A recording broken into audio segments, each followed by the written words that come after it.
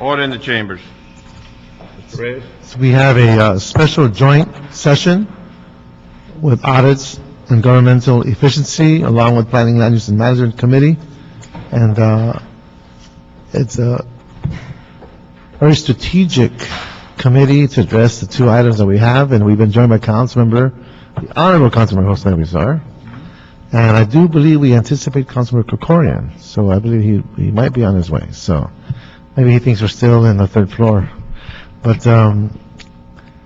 Councilmember, any opening remarks you'd like? Thank you. And we can start the meeting officially? Councilmember Dennis Zine. We have two items on the agenda, and while this is a joint committee with 6 possible members, we will have a quorum, and we'll be able to move these items forward with that, and when Mr. Krikorian arrives, that will be the case.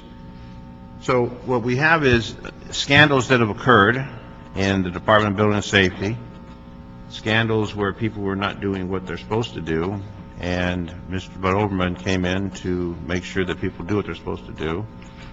We had just in council this morning, HACLA, the Housing Authority, and problems with that agency. What we're trying to do is come up with some language, some policies, some procedures, some rules.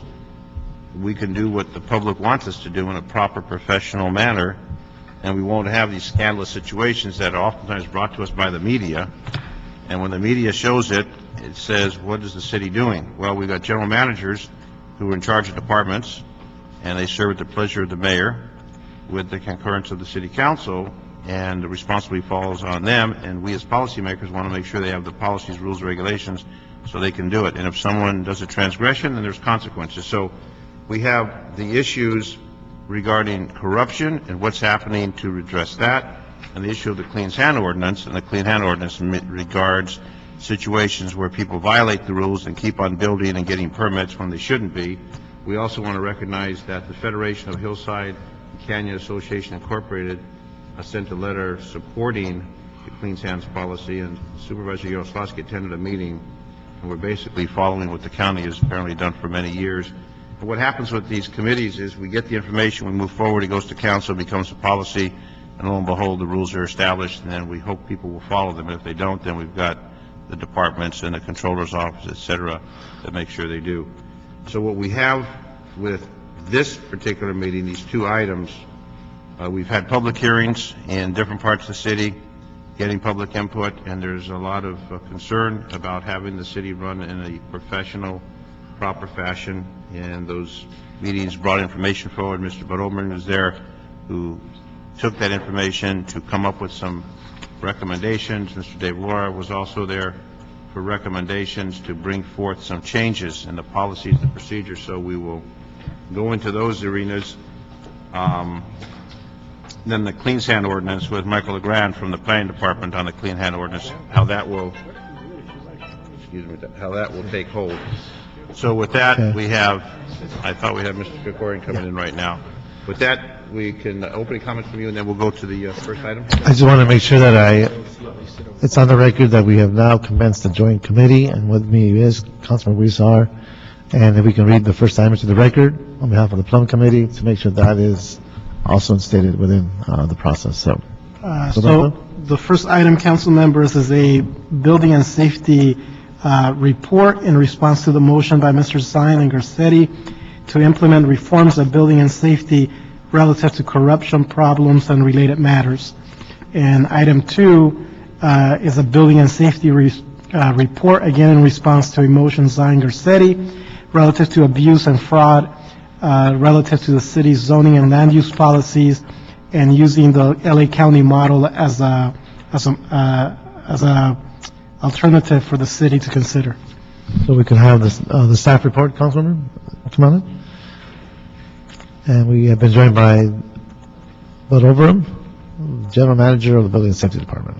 Good afternoon, sir. Good afternoon. And you've had a long day. Yeah, And it's not over yet. Yes, sir, I understand. Not over. So, Mr. Chairman, member of the council, let me thank you again for giving us the opportunity to talk about the problems that we have faced in the Building and Safety Department and the steps that we are taking to assure you and the people we serve that it won't happen again. it's frankly disheartening and outrageous, the kinds of corruption problems that we faced at the beginning of this year. Where we stand today is that we have terminated or accepted the resignation of 6 individuals directly as a result of the corruption investigations. We have other employees we have terminated for other ethical issues, but not directly related to this particular criminal investigation. So we have terminated or accepted the resignation of 6 individuals. 2 of those individuals have been arrested by the FBI, pled guilty, and are now serving time in federal penitentiary. So it's outrageous that these things happened. They did happen. And I think the charge that you have given to us is what steps are we taking to make sure that it doesn't happen again and that we have protected the public from this type of abuse. The report I've given you outlines some of the steps that we've taken. And frankly, again, as outrageous as it is that this ever happened in the first place, I am very pleased with the headway that we have been able to make. Sometimes getting things done in L.A. can go slowly. I am really pleased with the headway that we've been able to make in some of the reforms that we're doing in this area. The first thing that I enumerate in the letter is the reestablishing the Special Investigative Unit.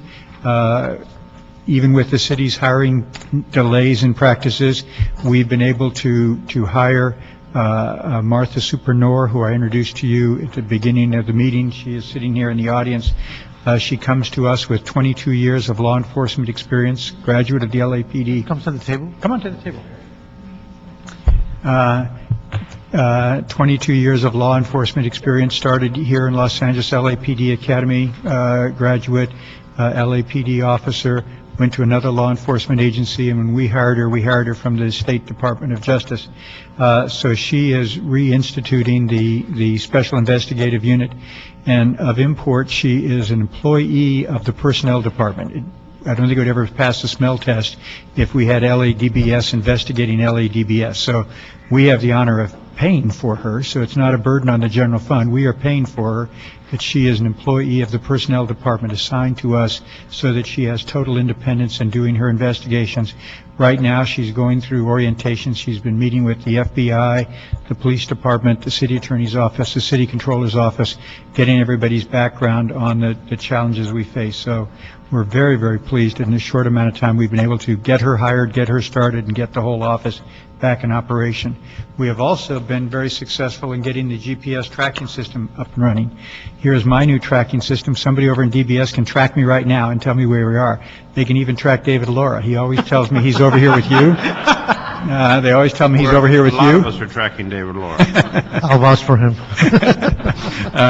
But we have purchased all of the new phones. Obviously, in today's technology, all these phones have GPS tracking capability, from me all the way down to the building inspector. So we've distributed now 434 of these phones, and we're in the process of passing them out and activating them. So the whole GPS tracking system is going very well. And if you want me to take questions as we go. If he does have a question. On that one issue, quickly, I read the report, but it didn't really say what they're going to be used for. We could tell where the employees will be now, but that is going to allow, the main reason is to, if someone says they inspected a property, you would know whether they were there or not, right? Is that the main? I mean, yes, that's correct. The unfortunate, honest truth is the 2 employees who were arrested often didn't even go to the sites they supposedly inspected. They were signing off on permits as being completed or making progress reports, and in fact, they were meeting in a parking lot, they were meeting in a bar, they never even went to the sites. All of our inspections are very automated. Our people have computers, they have laptop computers they carry with them. Their route for the day is programmed by the computer. They do their inspections and log it into the computer. Now we have a tracking system to see if the employee's travels coincided to what the computer said he was supposed to be. We never had that before. But just on that note, and I'm playing devil's advocate here, the previous system allowed for that behavior to exist. There was a certain amount of confidence, obviously corruption, that an individual could assume they could just sign off and no one would follow up. So the technology is one. But how does this impact the culture? Well, And let me say, and we talked a little bit about this at my last meeting, and in my book, it starts with a failure of leadership. We had a breakdown in the supervision within the department for exactly what you're saying, that an inspector thinks that he could meet somebody on a street corner, exchange $900, never go to the site, and feel that there would be no consequences. You know, where was the supervisor? Now, in that particular case, that supervisor, as you may well imagine, is no longer a supervisor. Yeah, there was an organizational culture that was the thought that you can get away with this. How did this come to exist? You know, in the early reports, I laid out a lot of things. There was a time when the city was going through a big building boom. We were hiring inspectors as fast as we were hiring them, perhaps not giving them the training that they should have had to go out on the job. We addressed that in the report. We're increasing our training. We're increasing our supervision. When the workload during the building boom was so high, our supervisors stopped being supervisors. Our supervisors were being given caseload. So a supervisor was going out and doing inspections just like an inspector would, and doing no supervision. So there was an absolute breakdown, a breakdown of supervision, a breakdown in training, a breakdown in follow-up, and these are the things that we're itemizing here as changing that culture, adopting an absolute zero-tolerance culture. So when we look at the role of Ms. Supernor, am I pronounced that correctly? Supernor. Supernor. Like Superman. That's Superwoman. Don't go there, please. Superman. That's a great name for the position. So, are you working with your own unit, or are you going to be? How is it that you will be able to move through the department in that role? I'm going to work closely with and through primarily personnel, working closely with building and safety, because I'll have to look at the personnel issues that we're discussing. But I'll also be working closely with the police department at this juncture with the FBI just to resolve up these issues. But from here on out, I expect the investigations of a criminal nature to go through our police department here, and also work closely with the labor unions just on the personnel matters. But So you'll be an independent entity Yep. from the department, correct. and your umbrella will really come from under the personnel department. Correct. So that way there's no conflict with the building safety. Exactly. Correct. And we've made it very clear to her, Maggie's made it very clear to her, we're paying for her, that she is an independent investigator. She can investigate me, she can investigate Ray Chan. She has the total independence to investigate whatever she feels needs to be investigated and report to Maggie. Now, when it comes to the investigation, the authority you have as a police officer, they have morality, the right to remain silent, etc. If someone doesn't want to cooperate, what tools do you have available to you? Well, there's still personnel rules that apply to personnel investigations, and each bargaining unit has their own set of rules that I'll have to research before I delve into that particular allegation.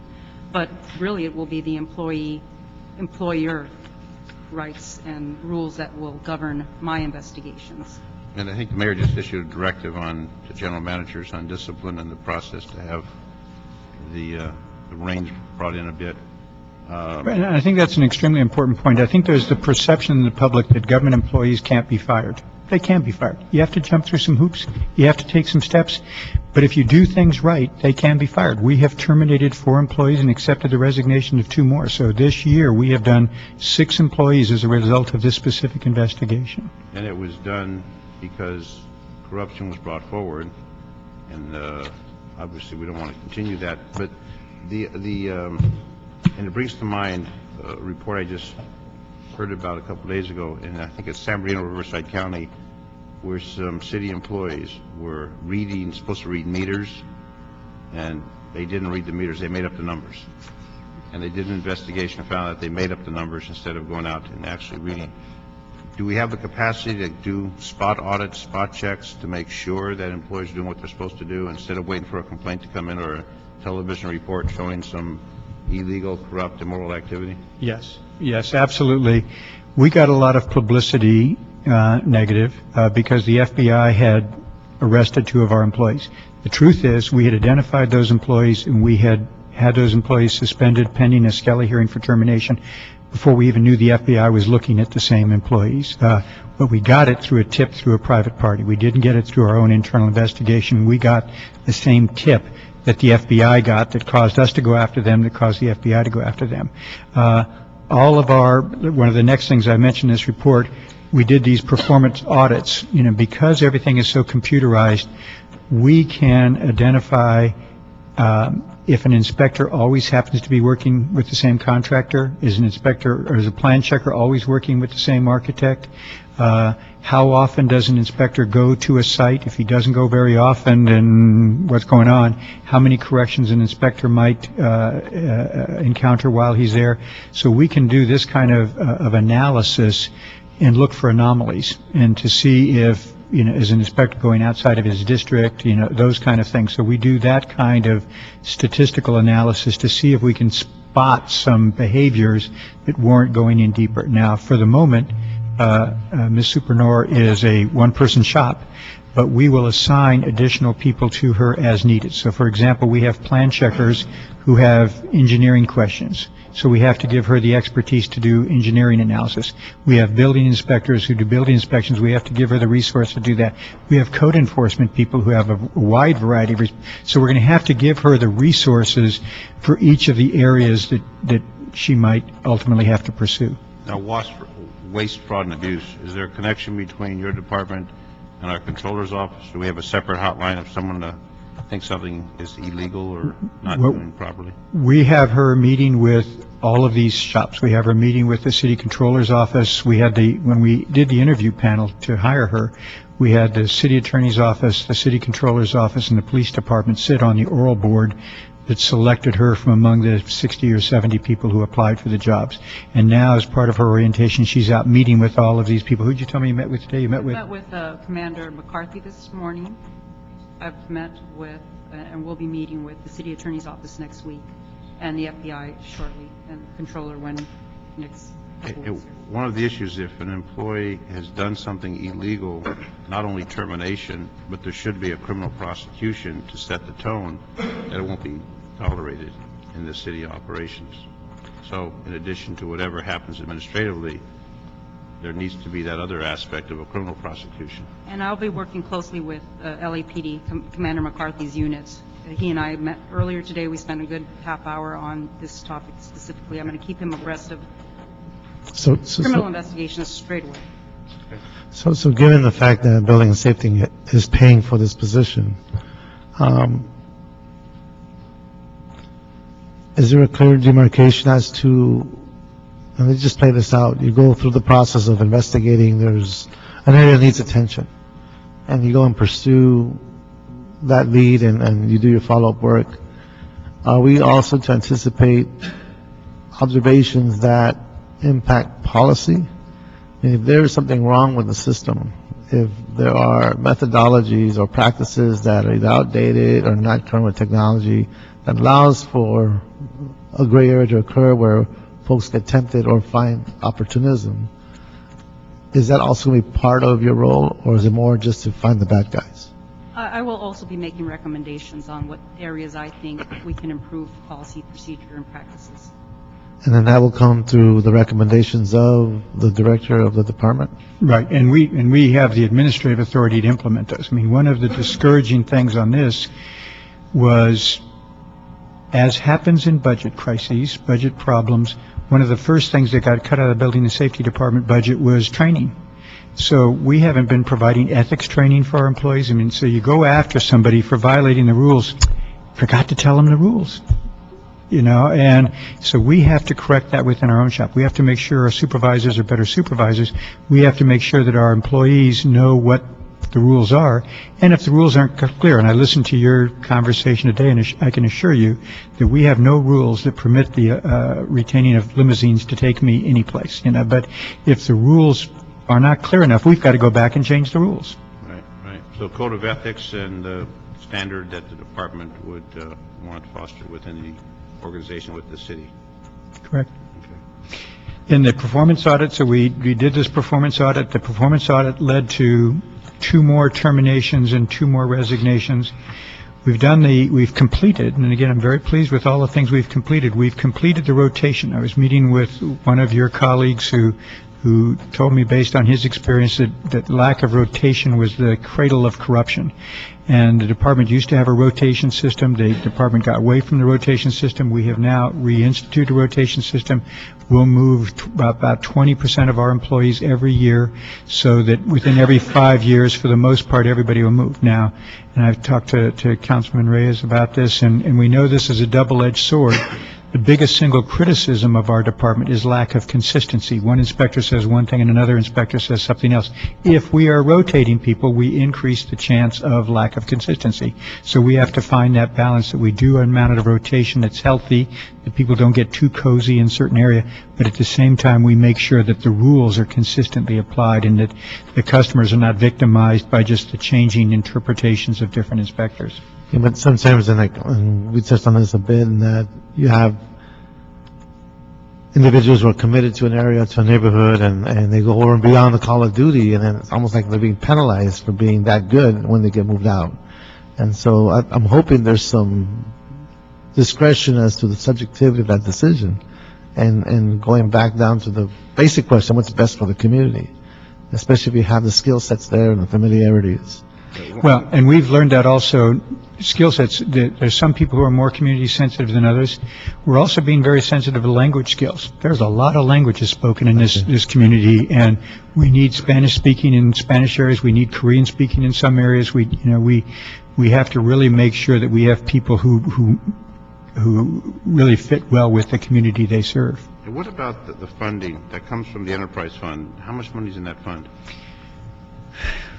Will I get to keep it all if I fully disclose that? Yeah, we have about... You have a major city, yeah. This isn't a budget hearing. The enterprise fund is about $100 million. We are fortunate that right now our revenues for the last 2 years have gone up. So that construction, we hit an all-time high of $5.2 billion in 07. We dropped all the way down to $2.5 billion, so we took a big hit on our revenues. Then we went up to $3 billion, $3.3 billion, and we're on track to break $3.3 billion this year. We're about 20% higher on our revenues this year than we were this year last time. So our enterprise fund is 100%. We pay all of our direct costs, all of our indirect costs out of building permit fees, plan check fees. We have no general fund subsidy to the building activity. We do receive general fund money for code enforcement, for Frank Bush and the code enforcement work. But the enterprise fund, frankly, I'm never going to say that we're flush with cash, but the enterprise fund is slowly but surely regaining its financial health. You said million or billion? What do you? We have $3.3 billion of building construction valuation in the city, which yields us about $100 million of building permit fees. Okay. I want to make sure that was clear. That enterprise fund can't be used for limousines and luncheons and things such as we saw this morning. It absolutely cannot. We have a nexus study that specifies what it can be used for. There are always people who want to find ways to use it creatively, not for those things, but there are people who in a budget crisis want to find ways to creatively use it for other things. That would be illegal. We have a nexus study that says that these fees are used for the purpose for which the fees were levied. If you use those fees for some other purpose, then they're a tax, and a tax can only be approved by the vote of the people. So they only stay a fee to the extent that you use them for the purpose for which they were approved. And that's been audited to make sure that that's all. We get audited, and like other people, we have watchdog groups that will sue us if they think that we're using that money for something that it cannot be used for. And then the other question is, the investigation unit is located in the headquarters at Big Plaza, yet it works for personnel. How does that work? Because actually she's in building and safety, but works for personnel. And we went back and forth on that to have her close enough that she could be, immersed in what was going on, but far enough detached that she would have objectivity. So she is in Fig Plaza, which is one of our 14 offices, but she is not in the building that houses the building inspector division. They're in a different building at Fig Plaza. She's on a different floor. She's on my floor. So she's not immersed with the building inspector. She's not immersed with the plan checkers. So she's in the building, but she's in a segregated wing where she's not, commingling with the people on the day-to-day basis, but close enough that she can get over there and find out something. And then who does she report to keep tabs of what she's up to?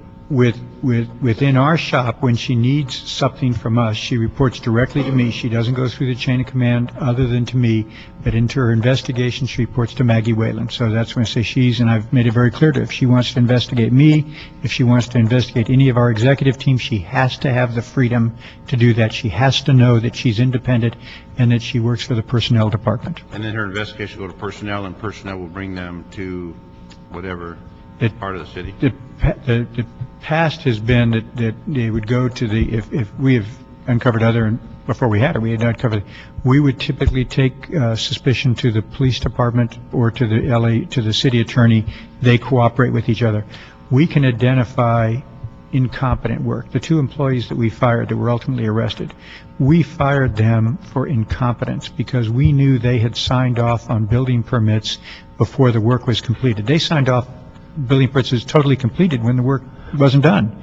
But you happen to stumble on another investigation. Yeah, and so we fired them for incompetence, but then we turned it over to the city attorney. They determine if there's criminal activity. We know they did their job bad. We don't know that their conduct is criminal.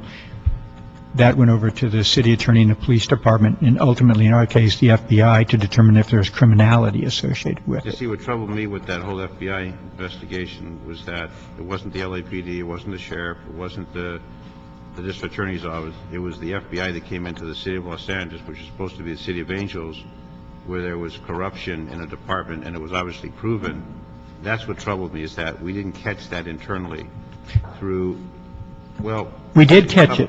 Yeah, but we did. They jumped in before we could actually do. Well, let me be real clear on that. We caught it. We suspended these people pending a Skelly hearing for termination. We didn't know the FBI was doing an investigation. We believed that the same tip that told us about these employees told the FBI about these employees, and so they went about it independently. We didn't know about them. We, in fact, blew their investigation because when we caught the people and put them on administrative leave and fired them, the FBI couldn't trail them anymore. So the FBI went in and arrested them. So they were arrested about 2 weeks after we had already caught them and had started the termination process. Now, we would have fired them for incompetence. We never could have made the case, the criminal case. We are very, very appreciative of the work of the FBI. I talk to the FBI at least once a week, and the FBI has been a godsend to us because we have a department full of inspectors and engineers. We're not investigators. Until we had Ms. Supernor, we don't have any investigators. So the FBI has been very, very helpful to us. But the basic working relationship, the FBI came in on their own. Our basic working relationship is with the LAPD and the LA City Attorney and the LA City Controller. I know we're joined by Mr. Corian, who may have some questions on this. Well, I believe we don't have any more questions. The presentation has been pretty thorough. I did read the report, and you've completed most of the recommendations that were made over the past. And how long has it been now? 9 months. 9 months. So in the 9 months, you've covered a lot of ground and putting forth the necessary security checkpoints, if you will, and how we detect and follow up on criminal activity.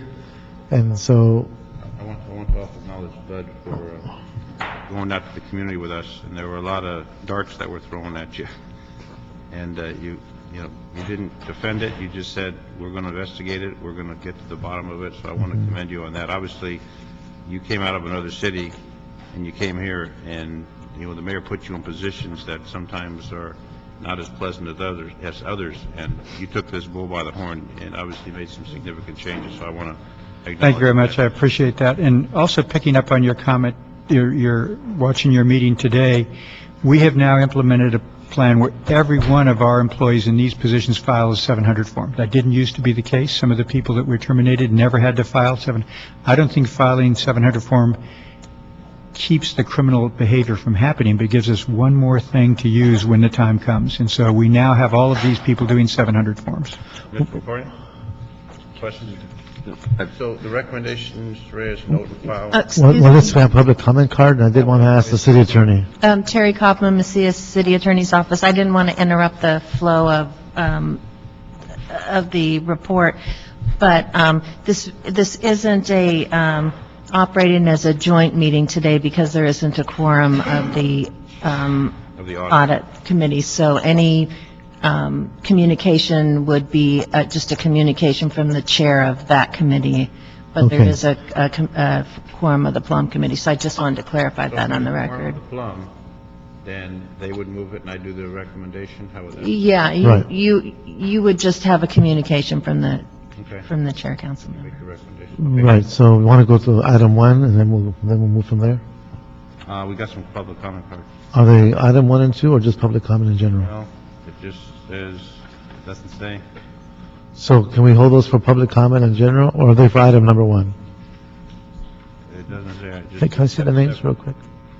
What's 72 and 74? Here's 74, 74, 72, 72, 72, 72. So whatever the agenda item is, 74 is number 1. 74 is number 1? 72 is number 2. Okay, so that's Okay, questions on that, and this will be for, so we'll have the public comment, and again, thank you very much for your hard work. I look forward to working with you. And we have with us Donald Keller and Wendy Rosen. Please come on up to the microphone. There's one for each. And just keep an eye on the clock. Give us your name and address, and good My afternoon. name is Donald Keller, and I have lived in my home on Kent Avenue for 52 years, and Honorable Councilmember Zine has my statement of August 3rd, when he held his hearing in West Los Angeles. And if I may paraphrase and address some of the remarks of Manager Overham, Manager Overham is talking about all his problems and controls with people. I live next to 5 acres of land that has been declared by his department and a lien filed with the county recorder as substandard property in 2007. When the owner comes to the Department of Building and Safety in 2010 and applies for a grading permit, the plan checker should have checked the very first thing, regardless of what the drawing showed that he was submitted, that this property was substandard property. They should not have accepted the plan check fees and permit applications for substandard property. How can that be included? I'm in favor of the ordinance that you're proposing to consider, but I need that paperwork. You don't need a cell phone with a GPS to know what you filed on the property, unless you have to call the county recorder to refresh your recollection.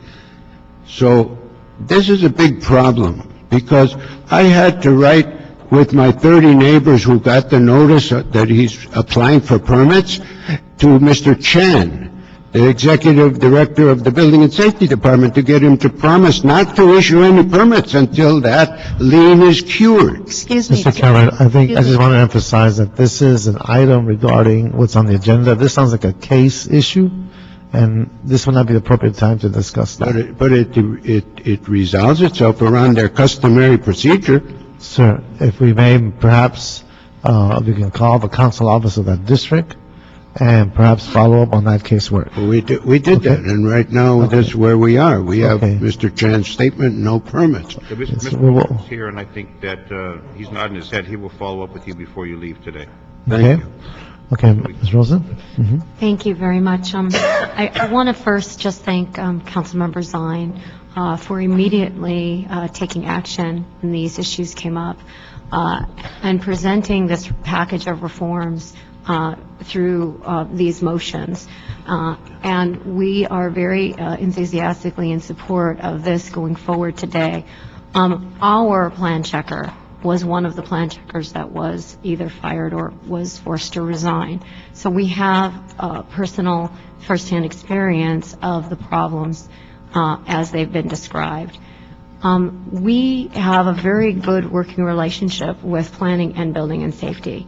And what we find mostly is really good operators, inspectors and employees who really care about the community. And I am concerned, as you stated, Councilmember Reyes, that this changeover will, in some ways, could be detrimental to the community, because we have found that we have employees who very much care about the community. When some bad sort of operators get into the system and have caused these kinds of issues to occur. I think the way that the council is going about it to remedy these issues immediately, and with these kinds of, the report that you have with these items that Mr. Overham have mentioned are very helpful, and we support them, again, enthusiastically, so I thank you. Okay, so that concludes the public Thank you very much. comment period on this item, and on behalf of Plum, we could approve the Department of Building and Safety recommendations in its November 28th, 2011 report. Have a second on that, Councilmember? Second. Okay, that'll be the action of this committee. So we'll go to item number 2. Roberto? Right, just for the clerk's clarity, I think Mr. Zine had requested that the recommendations be noted and filed, but Plum moved to approve those recommendations. Right. Are you okay with that, Mr. Zine? But to approve yeah, absolutely approve the recommendation, send it to full council. I understand there's a placeholder on this for Friday, Okay, so so we're okay with that? get it implemented, that's fine. Okay. So we're on the same page. And then on item 2 is the report relative to replicating the LA County ordinance, Clean hands. the clean hands. Okay, so we have staff for that here. Clean hands, come up. And we have Mr. LeGrand. I don't know about Mr. LeGrand. He's got clean hands. Good afternoon. Bud wants to fingerprint those hands. Good afternoon, council members. Mike LeGrand, Director of Planning, along with Charlie Roush from the Planning Department and Adrian Corazani from the City Attorney's Office. We're here to present some ideas and policy recommendations regarding item number 2 relative to the Clean Hands Ordinance, the city's zoning and land use policy. Just in brief iteration of my experience has been that this is actually a policy that we think is important for the city. We've had some instances where we've seen applicants be able to go through our land use approval process who may have had violations on their property and continue through, and very crafty ways of almost gaming the system to be able to put us in a situation where if we want to remedy a change or go through the entitlement process, our hands are a little bit tied in some of the mitigation we can impose, because a lot of the damage that's been done, either if they were moving an historic structure could be an example, prior to getting their zoning entitlements, or in some cases begin the grading actions that may be illegal prior to applying for a subdivision. So I'll let the staff from the City Attorney's Office as well as the Planning Department give you more details. Please. Adrian Corazani, City Attorney's Office. We've been working with Councilmember Zine's staff and keeping them up to date on the research we've been doing. As you know, the county provided a sort of model as a springboard for our analysis. We've looked at the county's ordinance. We've discussed it with the county's attorneys. They recently concluded a legal challenge that they faced regarding their ordinance. It was in our LUPA challenge. It was a little different than what our primary concerns were. Nevertheless, those conversations were informative and helpful. At this point, we are comfortable with moving forward with this ordinance, particularly when it comes to discretionary permits. Our research is ongoing as it pertains to by right permits, but we feel that working with planning as they craft this ordinance, we can simultaneously do the research and come back to you with something that addresses the concerns that have been mentioned in this committee. So the draft ordinance will come back to Plum Yeah. before we act on that? How are we going to look at this, Charlie? First thing we need, Charlie Roush, Planning Department, is an order from the council, obviously, to go forward with the ordinance, which we have not formally received yet, so we need your direction to go forward with this. So that'll be action of this committee, but we want to make Right. sure we hear everything. Right. Okay. Exactly. All right. So any questions for the staff? We can move forward to the public comment period. We'll do that. Thank you, and we'll call you back if any more questions. We have with us Joaquin Macias from Councilman Rosendale's office. Is he here? Oh, he had to go. Okay. Then Ms. Rosen. And then we'll have David Garfinkel and Donald Keller. Come on up, sir. There's a microphone for each one of you. Hello again. Hi. My name is Wendy Rosen, and I'm here representing the Brentwood Residents Coalition. Again, I would like to just first thank Councilmember Zine for bringing this ordinance, especially in this packet of reforms. This is a very important ordinance. The county has had it on the books for 25 years. And what they have found with this ordinance is in coordination with an enforcement ordinance like ACE, which I know the city is currently working on, they have found it to be incredibly effective in, one, making sure enforcement is part of the package of the city's, in the city's toolbox to make sure that the projects get built properly. And it's also a deterrent. This ordinance at the moment has been brought, this is the fourth hearing on this, on these issues. And the one in West LA was attended by almost 100 people. The Hillside Federation, the Bel Air Beverly Crest Neighborhood Council, the Upper Mandeville Canyon Association, the Pacific Palisades Community Council, Brentwood Residents Coalition, and others testified in support of this ordinance. I think there were 30 or 40 people testifying, including County Supervisor Yaroslavsky's office came to testify in support of this ordinance. This is a very important ordinance for the community as part of this reform package. So we urge you today to please pass this on to the city attorney to draft. Thank you very much. Thank you. Dave? Yes, I'm Representing Dave. the great community of Tarzana. Yeah, I'm David Garfinkel. I'm president of the Tarzana Property Owners Association, and we're fully supportive of the ordinance. I'd also like to discuss something that kind of bridges the two subjects today, and that is the confusion between new construction and remodeling. And I've passed out our letter on that subject with several photographs. The problem occurs when an older home is demolished to make way for a new house, and typically the structure is torn down except for like a 10-foot segment of the wall. That 10-foot segment is then torn down, the lot is completely demolished, and the new property is built. Isn't that the difference between a remodel and a new? Remodel and new, yes, exactly. That wall would then be a remodel versus new?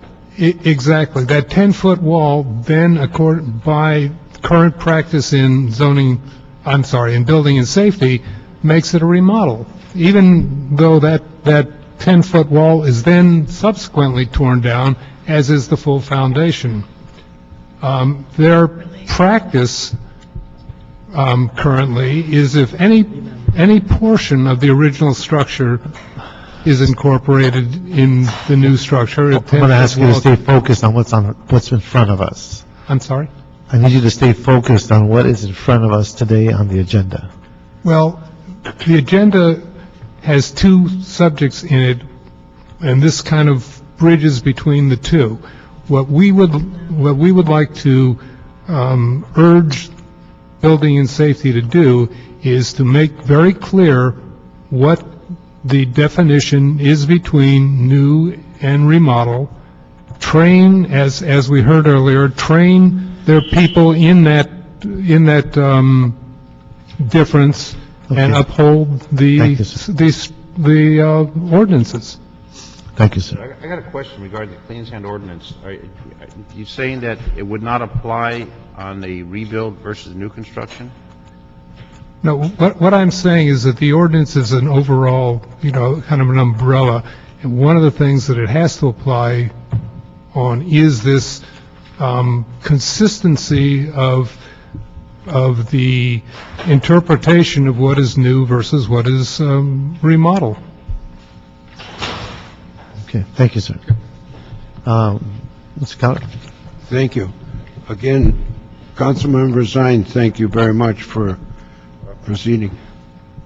I'm in favor of this ordinance for the reason that the Building and Safety Department is very short of personnel in code enforcement. And we have in Brentwood many residents who are putting up over and height fences in their required setback areas. If this law were on the books, they would not be able to get another permit until they resolve that kind of a violation. So thank you very much. I hope you'll pass this ordinance. And thank you for making the trip to City Hall. Thank you. Mr. Laura? We know where you're at. Not? No, we can spot you without the GPS. Thank you. I love you. Dave Laura with Building and Safety. How can I serve you, gentlemen? I lost 15 pounds. The question came up regarding the rebuild versus new. Wouldn't this apply to both arenas, rebuild versus, if they've been cited, the Clean Site Ordinance would kick in on either case? Or would it be exception if it's a rebuild, it wouldn't, but only on a new? Because look at, I don't know if you saw the photo, but it's reflected what I've seen in the case of the past where they tear down a house and they keep one wall standing, and then they call it a rebuild. And if there was some problems along the way, we want the ordinance to apply to both. Well, like in the case that you're alluding to there with that photograph, and the zoning code allows for existing nonconforming rights, and there's parameters for that. And how we interpret that, for example, is that there could be, like if you're doing additions to a house, you have the floor and one or two walls maintained to maintain those nonconforming rights. Now that, just for clarification's sake, that has to do more with the yard requirements, side yards, rear yards, things like that. It also could have something to do with the building height. So we have that to look at as we go out on these buildings. Now, depending on how this proposed ordinance is written, I'm not so sure, just as a recommendation to you, though, I'm not so sure if we want any of that discretion taken away from us, so to speak, and here's why. We have to at least fall within the parameters of the zoning code as written. Otherwise, if you take this ordinance, then there will have to be other changes throughout the zoning code that may become necessary. So as this ordinance goes through, we have to be especially careful that some of these other zoning ordinances, if they're changed, if that's the direction of council, so be it. But if they're not changed, then we don't want to have a problem down the road in enforcing this particular ordinance versus the other ordinances that are currently in the zoning code.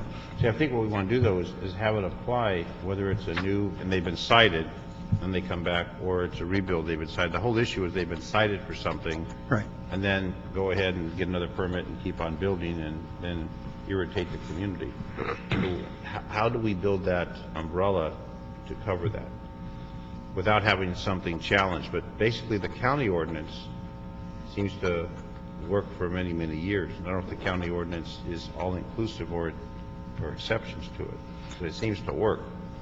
Well, I think, in the city attorney, I think probably would also be able to best respond to this, but Go on back up. I think it also takes, it's all in the language and how this is going to be written, because, as enforcers, as us enforcing the code, it would have to be very, very clear to us exactly under those parameters, if it's existing nonconforming, if it's new construction, whatever the case may be, there has to be clear definition within that part of the ordinance in order for us to enforce it. Otherwise, if there's too much discretion within that ordinance, it's not going to be clear enough, then there'll be problems down the road. So how do we write that then? Adrian Corsani, City Attorney's Office. Our goal with our ordinance is to be more specific than the county's ordinance. And in fact, when I talked to the county yesterday, they're planning on amending their code to become more specific. Right now, theirs is written very broadly with a lot of discretion to the director, and it's not really defined. They have policies that define it. They're planning on putting those in their ordinance. Our ordinance will do that from the get-go. And as planning is drafting, we'll be working closely with building and safety to make sure that those matters are addressed. Again, we've already got the distinction between discretionary and by right permits, and as we go through the permits and consider how this is going to apply to all the permits that building and safety sees being approved, the language will follow. And if there's a violation of any of the rules, that's what this ordinance is for. So whether it's a remodel or a new construction, if you're a violation, you get busted by it. Okay. Good, So- thank you. so- I think that answers your question, Dave. So we do have Tarzan. a clear directive that we will request the city attorney to work with Departments of Building and Safety and Planning, prepare and present this ordinance, and for it to come back to this committee. No questions from this. Okay? No more questions from Okay, folks, so that concludes this item. That was the Directive of Plum. It'll be a report, a message from the Chair of Audit. And anybody here for public comment? Seeing none, this meeting is adjourned. Thank you.